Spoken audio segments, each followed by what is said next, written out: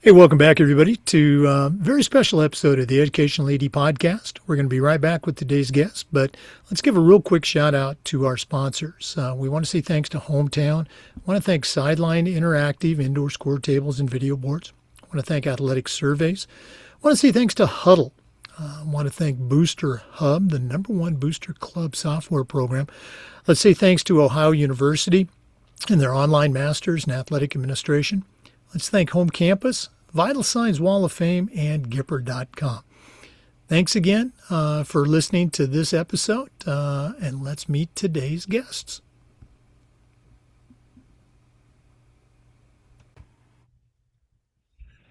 Welcome back, everybody, to another episode of the Educational AD Podcast. Regular listeners to the show know that we've done this before. If you're fairly new, typically our guests are from the world of athletics, but bear with us today. I think you're going to see the connections as we get into it. I want to welcome our two guests. First, Candace Lee and Eric Newman. Candace is a best-selling author. She's an Emmy winner. She's worked with, she produces books and films, TV. She worked in music, a wide variety of topics. And she's joined today by Eric Newman, who is also a very successful author. He's worked with people like Bear Grylls, worked with Disney, and let's not forget Veggie Tales. They are here to talk about and share their new venture, which is a new book, hopefully a book in a series. And I'm going to let them tell you a little bit more about it. And as I mentioned, as we get into this interview, I think you're going to see some of the connections with athletics and leadership and coaching. So, Candace, welcome to the Educational AD Podcast. Thanks for having us. I'm going to correct you really quick, Jake, because doing any TV series with Bear Grylls is kind of an athletic event. Yes, It it is is. so fun. Once the cameras start rolling, you are running, doing wild things. Anyway, no, it's funny. Neither Eric and I are professional athletes, but we felt a little bit like it by the end of the shoot that we did with Bear Grylls. No, and I will certainly give you that. Thank you for pointing that out, and that's pretty obvious. And Eric, let's say welcome to the Educational AD Podcast to you. Thank you. Excited to be here. And yeah, I echo what Candace said. We may not have a background in athletics, but we hit the ground running with Bear, and he is exactly the kind of person you think he is. He runs fast, he eats bugs, he does all his own stunts. Well, I'm thinking that and I've seen the shows. I'm not going to say I've seen every one, but I think as you watch those, maybe not everybody. You can tell me if I'm wrong, but I think it's sometimes like watching a sporting event. People in their lounge chair and the safety of their couch. They'll watch a football game or a basketball game or an adventure show, and say, "Yeah, I could do that." And maybe not understanding exactly what goes into it. Yeah, So true. absolutely. I mean, one of the camera guys we were with who's worked with him for years, he's like, there is nobody that can just jump out of a plane and do flips like Bear. There's nobody that can parachute like Bear. He can just jump on a motorcycle and go. Like he's pretty awesome. Yeah. And it's funny when you're watching the team of, camera operators around him, the lead guy, it's kind of like watching somebody like quarterback a play. Like it's a well-oiled machine. Everybody knows where they're going and they're pivoting in real time as stuff is happening. It's pretty fun to watch. No, Yeah. no. And again, I think you're absolutely right. Definitely an athletic endeavor. Well, for our podcast, regardless of who the guest is, we always like to give our listeners a chance to get to know them. So, Eric, let's go and start with you. As I like to say, tell us your life story in 2 minutes. Where you were born, where you grew up. What's your origin story? Yeah. So I tell people that I grew up in the circus, which isn't that far off from the truth. I grew up homeschooling. I had a kind of unusual childhood. my parents were producers in a live theatrical dance show that had a very inspirational message. And so it toured in the 80s and 90s, all over the world, across the United States, all over the world, and did the big theaters in Russia and went into China and all these other places. And even from a young age, I was I got to see firsthand the power of a story on this was a stage show, but you could see how the lights just come on in people's lives when they see a story that touches their heart. And that always stuck with me. And when you go overseas, the nature of the show is called A Toy Maker's Dream. The nature of the show is that there wasn't speaking, there was some narration, but the whole story was told through dance and acrobatics and all kinds of stuff. And but the story itself crossed all language barriers and barriers of age and income and class and culture. And that always stuck with me. And even as a young kid, I'm like, okay, if you can tell a story, if you can tell a good story, it can reach past people's head and go right to their heart, no matter who they are or where they come from. Because when I think that the same things inspire us all. And so I grew up homeschooling and had a very unusual childhood. Went to college, majored in writing, and I've been working with Candace for the last 20 years, cracking all kinds of stories, again, from Bear Grylls to Veggie Tales, some theatrical theater shows. But the story closest to our hearts has always been the one that we've worked on over the last 15 years, George Goodwin, Dragon Slayer. We're going to talk about the new book later on, but I want to go back. Traveling. I assume you were, as a homeschooler, you were traveling with your family, around the country, around the world. Yeah. It's as you described it, and I don't want to create a false impression, but I was envisioning something on a Cirque du Soleil scale. Is that accurate, or am I way off base? It probably wouldn't have been that scale. The show is very much of its time. It'd be a little dated now, but I'd liken it to, and Candace saw it when she was younger, but I'd liken it to kind of a theatrical experience, kind of like the Broadway show Cats. It was about, the stage show is very much of its time. It had a very 80s, 90s soundtrack. So I wouldn't say it was quite to the level of Cirque du Soleil, but it had a lot of the core elements that I think a Cirque show has. It doesn't communicate through words. It's more emotion and acrobatics and those kinds of things. And, the story really at its core is a story. It was an allegory of the gospel story and, but communicated without words. And it was amazing to see it translated in many languages, and it still just affect people's hearts. Yeah. Oh no, it sounds fascinating. So thanks for sharing. Now, the performance thing, as an athletic director, at our schools we have separate performing arts departments and things like that. But again, athletically, I always, as an AD, we incorporated both cheer and our dance, performance dance teams into our athletic department. They were teams, they were athletes, and we, considered them as such. Did you have time for any, let's say, traditional athletic activities as you were, touring the country? I didn't. We stopped touring. My family didn't really settle down in Oklahoma until in my high school years. So by then I kind of missed the normal American growing up experience. I ran track for 2 years and that was about it.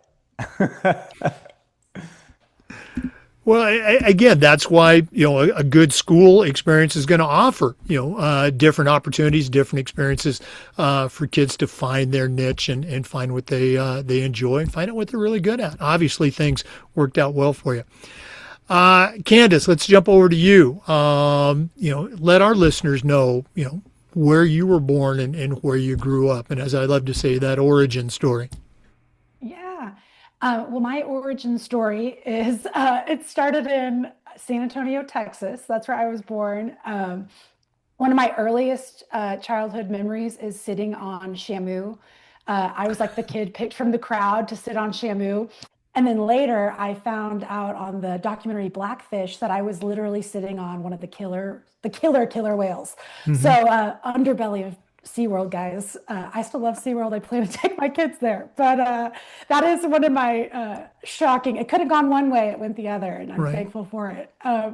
No, but my family actually moved to Oklahoma when I was really young. So that's where I grew up. Eric and I actually went to the same school, but just about a decade apart. He just looks great for his age. And so people don't Wow. usually guess that. And I'm just going to take that as a compliment for him. No, I'm just kidding. But yeah, I was the oldest of five kids, and I had a love for stories and storytelling from just the earliest age. In kindergarten, I remember my teacher pulling my mom aside, and she was asking my mom about how we planned the stories that I would tell the class for show and tell. And my mom was like, "We don't practice those." I didn't know she was doing that, so I just had that desire to kind of entertain and tell people stories that I found fascinating. And I saw Jurassic Park when I was way too young in the movie theaters, and it was just like between that and some of the stage shows that I got to experience when I was young, I was just pretty hooked. I actually did, when I was younger, participate in a lot of sports. I did basketball and softball, and then I had a career-ending injury in sixth grade. I was playing football actually, and tore my rotator cuff.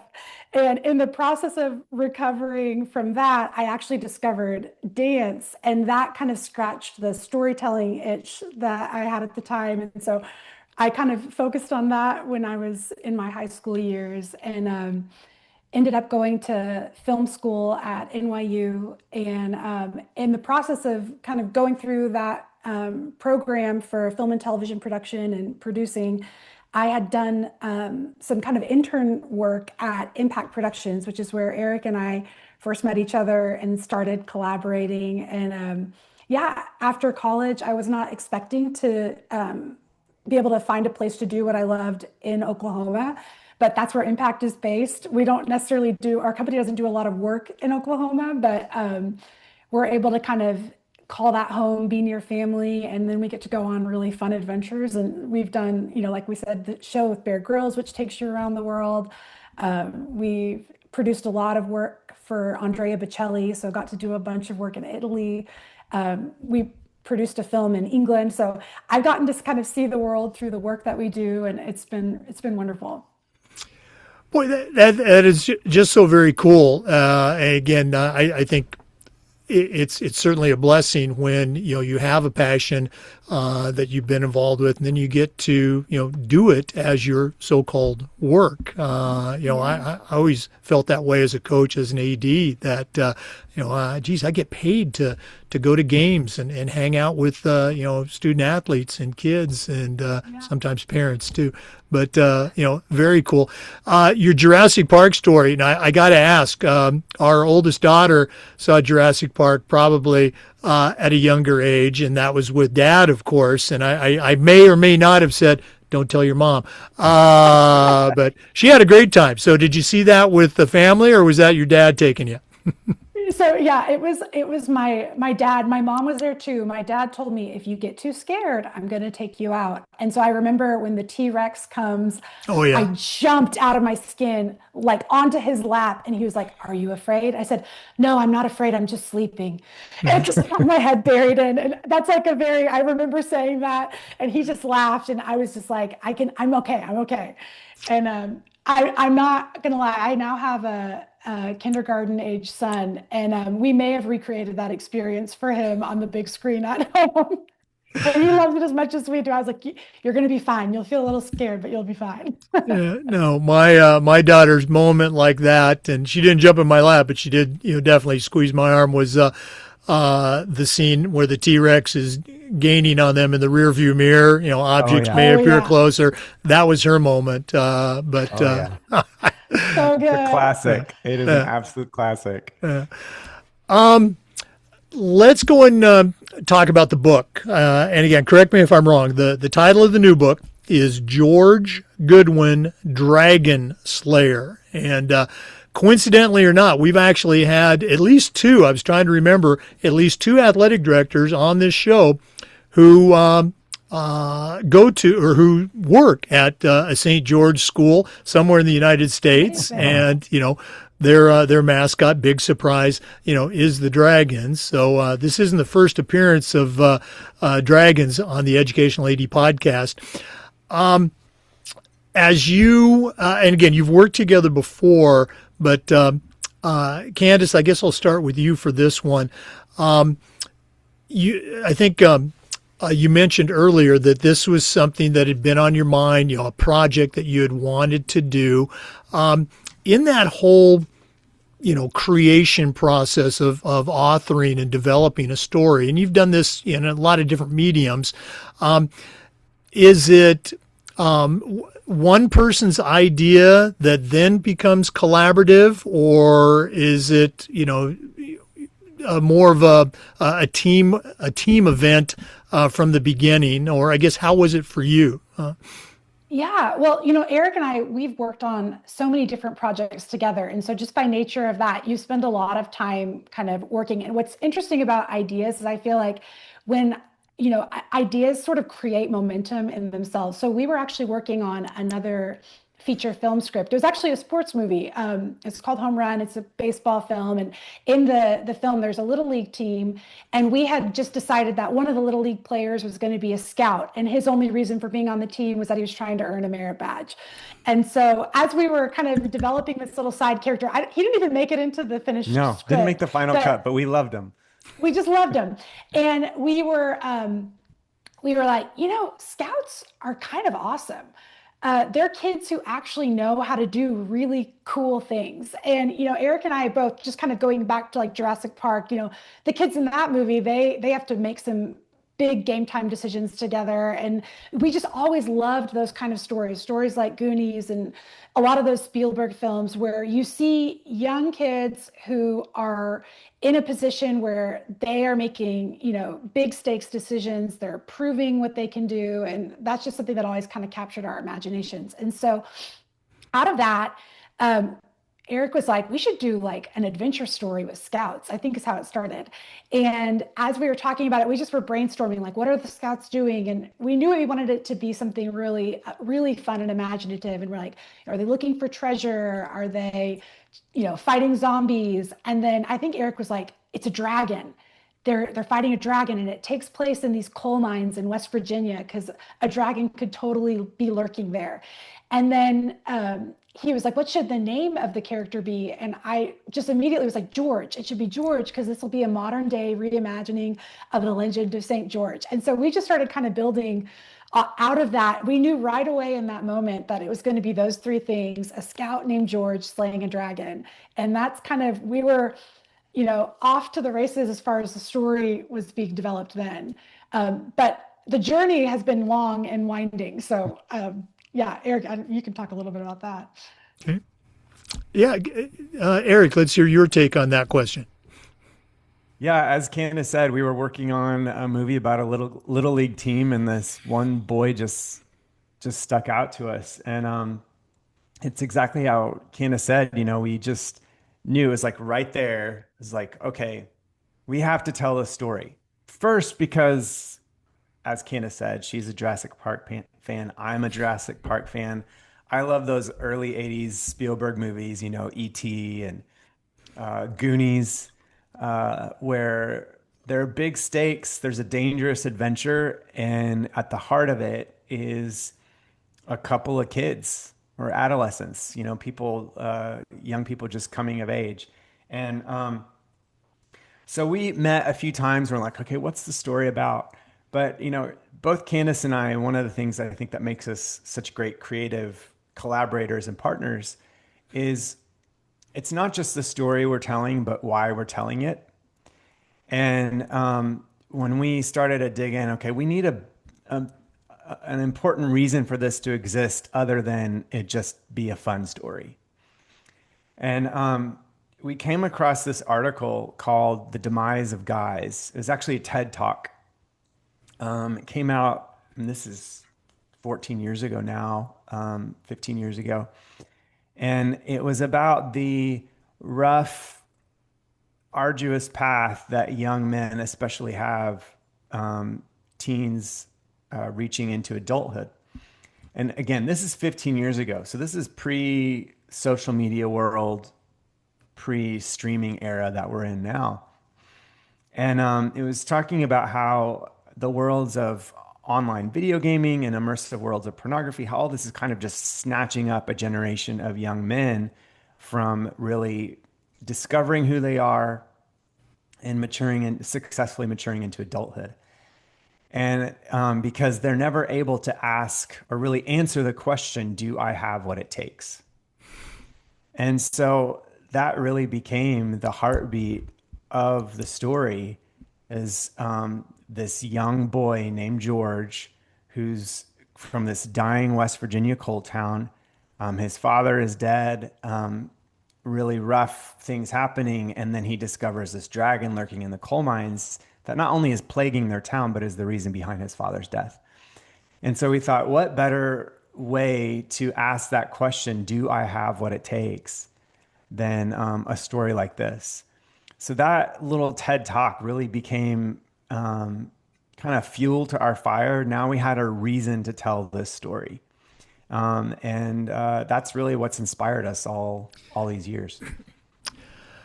Wow, so many different directions I want to go with this. And I know early on, I talked about how, this might not be as athletic as our listeners are used to, but after talking with both you and what you've shared so far, I think it fits right in. And again, Candace, you shared some of this before we started recording. The scouts. I was a scout for a couple of years, 100 years ago. But as we moved around, when I was growing up, finding that next scout troop, and there was always sports practice. Oh, I can't do this, I can't do that. But I think you're absolutely right. Scouts, with the merit badges and all the different activities and the different characters that, well, this kid is good at this thing and another kid is good at that. Talking about movies, I see I'm rambling now. I don't think it was a Spielberg movie. But Stand By Me, the Stephen King story, Rob Reiner movie. I mean, that one resonates with me about the different characters and boys, having adventures and growing into men. I'm actually going somewhere with this, so bear with me. You talked about, as you create a story, there's events, there's a journey, and many times, there's challenges, and characters will experience something and there may be a moment of failure, but they try again, they succeed, and this whole theme of resiliency. Athletic directors and coaches nowadays are dealing with that challenge, I'm going to say on epidemic levels, because so many parents, they want to remove any possibility of failure for their son or daughter, which is, as coaches know this, that's how you get better. You try something, you succeed, the coach is going to make it a little bit harder. They don't have success, but then again, the coach is there to help them overcome that. And many parents now did not grow up having an athletic experience. It's not right, wrong, good, or bad. It's just they didn't have it. Whereas, again, my generation, when I was in high school, I went to high school and college in the 70s. That's how old I am. But if you ask parents back then, how many of you played sports when you were in school? I mean, just about every hand would have gone up, even the women. But nowadays, it's less common. And so here's my point. The stories that you two are sharing and creating here have that journey, have those success stories. And again, you can't have success without having a failure ahead of it. So these are important stories. That's the point I'm trying to make. Candace, am I completely nuts, or is there some? Am I hitting a point here? No, I think you're hitting a big point. I think especially today when maybe kids, are growing up in an environment that doesn't give them the space to try things and fail. I think that stories almost become even more essential because they do create a space where those things can be explored. We actually heard from an educator who they had picked this book for their school's book club because it does kind of allow opportunity. It kind of creates conversations where, a kid may or may not be comfortable just opening up and talking about their own, triumphs and failures and, the things that are holding them back or the things that scare them. But if you can kind of open up a conversation with a story, we have characters who are coming from all different backgrounds in our book. We have characters who some of them are, born into environments that come with challenges. Some of them have kind of picked up things that they're almost putting on themselves as challenges along the way that they have to overcome. And we really see that there's this opportunity to kind of, you know, to almost model what resilience looks like through a story and these characters and create places for conversations where we might be talking about George and what he's dealing with, and then out of that conversation somebody's willing to kind of open up about something that they may be dealing with, and we can kind of see a young person be kind of coached through that moment, just using stories to kind of build resilience and build those places for conversations to happen. We like to say that we think there is a hero inside of everybody, and sometimes it takes that dragon, that scary thing, to draw that hero out. Because what's cool about our story is if you open the book, I mean, the cast of characters, you wouldn't immediately look at each one and be like, oh yeah, that's a hero, that's a dragon slayer. But by the end of the story, you're like, oh yeah, that kid's a dragon slayer. That's awesome. So. Mm-hmm. Yeah, we are actually going to talk about the book here in a moment. But again, the process, and you mentioned this again before we started recording, that as you are sitting down and creating the story and actually creating the characters that are going to appear in the story, you said that it's a lot like a coach putting together a team. We talk about a coach's job is to put the players in a position to have success, and athletic directors trying to create a staff of coaches to give the program success. Eric, can you talk about that a little bit, that creating characters is like picking a team? Yeah, I think we can all relate to a team experience, whether or not it's sports, but the team experience of, working alongside somebody that maybe completely different from you, have a different perspective, have different strengths, different weaknesses. And, that's one of the things, when we, at the core of our story, we've got a patrol of scouts. 3 of them are good friends, but 2 of them didn't know each other really at all. And then there's one, I don't want to give anything away, but an older gentleman who finds his place as part of the team. And none of the gang that we call them, none of them would have put themselves next to each other necessarily.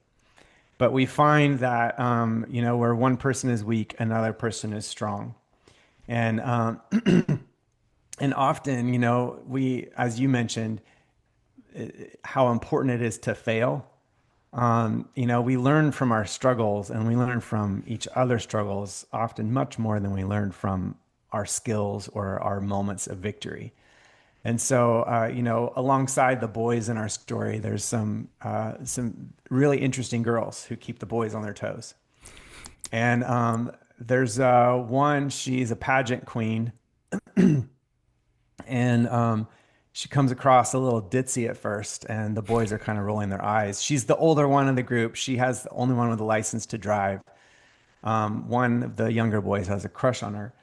But by the end of the story, you see okay, she might not have the merit badges, but she has her own way of expressing and achieving her own merit in a way that really surprisingly saves the day.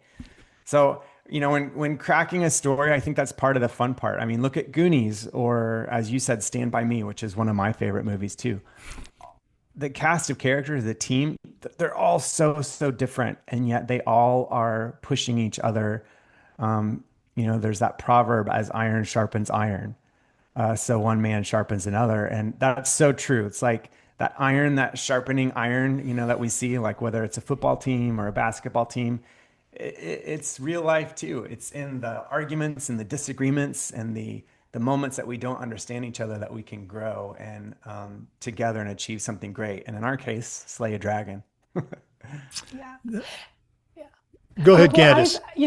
I was thinking about that. I think like the best coaches that I have, it seems like they're able to kind of find the place where each player will sort of flourish and have their moment to shine. And it may not look the same in every player, but I feel like that's kind of what we get to do when we're writing, is we get to kind of identify the potential in each of our characters and kind of position the story to where at throughout the story, everybody has their place where they shine, and you get to see that. And so I think that's where I see a lot of the kind of similarities to what we do with some of the coaches that I had that really were great. Or my brother was a big football player into college, and I just thinking through the people that really made an impact is when you would see, you know, oh, everybody's in their groove. They're each in their place where they are really able to show what they can do, and work together. I think that's the fun part, is we get to play with that on the page in a similar way.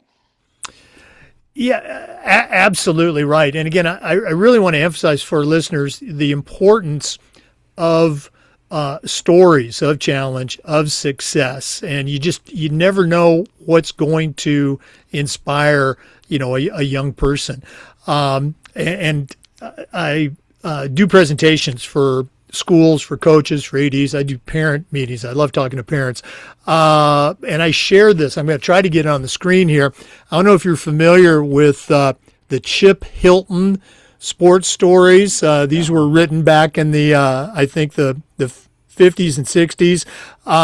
Fairly famous. Again, very dated. But Chip Hilton was kind of like the all-American boy, played football, basketball, and baseball. And one of my teachers in the fourth grade, I was ADHD before that was a thing. He needed to find a way to keep me busy. He turned me on to these books, and I don't have a complete set of first editions, but I've got quite a few. And this did it for me. I wanted to be Chip Hilton, and there was challenge, there was adventure, there was failure, there was success. But I can really say that was part of my motivation to want to be like my coaches and the coach in the book, Coach Rock. Wanted to play for him. And again, your book has that. They've got great characters. They've got leadership opportunities, challenges, if you will. Let's go and talk about the book. George Goodwin, Dragon Slayer. I'm going to try to step out of the way here, and I'm going to let you guys decide who goes first. But let's take a deep dive into the book. And Eric, you're right. We don't want to give away everything. We want them to go and find the book. We're going to talk about how to do that later. But what sticks out about this book for the two of you as creators that we haven't already talked about? Yeah. Well, as Candace said, big fans of Jurassic Park, Goonies, all those coming of age stories. And at its core, it's about a 12-year-old boy in a dying town. He's the ultimate underdog. And he's asking himself, do I have what it takes? And the story starts off with him doing something you shouldn't do. He sneaks into a coal mine to look for proof of what's been plaguing their town. And that's really what instigates the entire adventure. And of course, this isn't a spoiler, but if you look at the cover, you're gonna see a dragon and a young boy. And along the way, he finds himself in an adventure much bigger and much older than he is. And we like to think of this as a real David and Goliath story. There's nothing more intimidating, more scary than a fire-breathing dragon. And that's really the heart of the story. Yeah. Yeah, one of the things that I love about the adventure is that, it really is this group of kids that come from a small town. And as the story unfolds, they realize that they're kind of being invited into a story that's so much bigger than they expected. And, there's a lot of stories that are geared toward the kind of middle school, high school age that I feel like they kind of they explore the inside of who people are, identity, but in a very kind of small internal way. And I feel like what we tried to do is explore identity through the lens of like purpose, like what am I here for? And I think that there's something about that. If you could kind of change the question that kids are asking, not like, what do I want? What do I want to do? It's very individualized thinking to this bigger, like I'm here. There's a line from one of our characters, I have breath in my lungs. It's got to be for something, and I'm going to find out what it is. And I think that if we can get kids kind of connected to that, you're here for a reason, and let's figure out what it is. There's a problem that maybe you were born to solve. And just like we kind of say, there's a dragon that these kids were born to slay. We feel like that is true of every kid. And so, I think that was kind of our hope, is to kind of exemplify some characters that are asking those questions and discovering that they are here for something so much bigger than they would have imagined. And that even though there's something that's scary that comes their way, that what they